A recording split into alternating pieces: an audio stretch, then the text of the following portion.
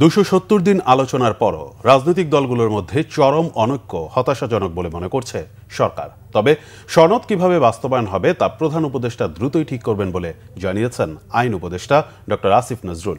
যে যাই বলুক, ফেব্রুয়ারিতে নির্বাচন হবেই বলে আবারও নিশ্চিত করেন তিনি। রাজনৈতিক দলগুলোর চরম অনৈক্য সরকারের কাজকে কঠিন করে তুলেছে জানিয়ে আইন উপদেষ্টা বলেন, নির্বাচনের পরিবেশ ঠিক রাখার দায়িত্ব শুধু সরকারের নয়, রাজনৈতিক দলগুলোরও।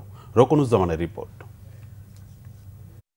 জুলাই সনদ ও সনদের বাস্তবায়ন পদ্ধতি নিয়ে রাজনৈতিক দলগুলোর মধ্যে সৃষ্ট চরম বিরোধ নিয়ে আলোচনা হয় বৃহস্পতিবার প্রধান উপদেষ্টা অধ্যাপক মোহাম্মদ ইউনূসের সভাপতিত্বে অনুষ্ঠিত উপদেষ্টা পরিষদের বৈঠকে। জুলাই সনদ নিয়ে রাজনৈতিক দলগুলো ঐক্যমত্যে না পৌঁছালে ২৭০ দিন পর তা স্বয়ংক্রিয়ভাবে কার্যকর হবে না। সনদের পুরো বিষয়টি নির্বাচিত সংসদের উপর নির্ভর করবে। গণভোট হলে কখন হবে, রাজনৈতিক দলগুলোর মধ্যে বিবদমান এসব বিষয় নিয়ে উপদেষ্টা পরিষদে আলোচনা হলেও কোনো সিদ্ধান্ত হয়নি। প্রাথমিক কথাবার্তা হয়েছে, কোনো সিদ্ধান্ত হয়নি। পরে রাজধানীর ফরেন সার্ভিস একাডেমিতে ব্রিফিংয়ে জুলাই সনদ এবং তার বাস্তবায়ন নিয়ে রাজনৈতিক দলগুলোর চরম বিরোধ নিয়ে হতাশা প্রকাশ করেন আইন উপদেষ্টা ডক্টর আসিফ নজরুল।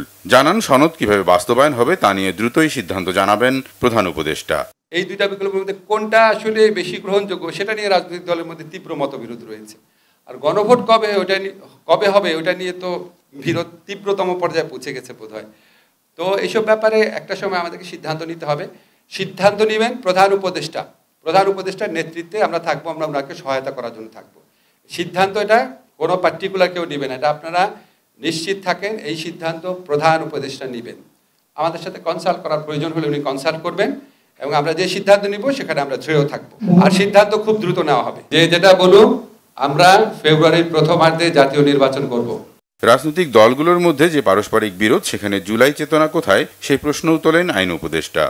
এত দৃঢ় এবং পরস্পর বিরোধী এবং কি বলবো উত্তেজিত ভূমিকা নিয়েছে রাজনৈতিক দলগুলো যারা জুলাই গণঅভ্যুত্থানের পক্ষ ছিল।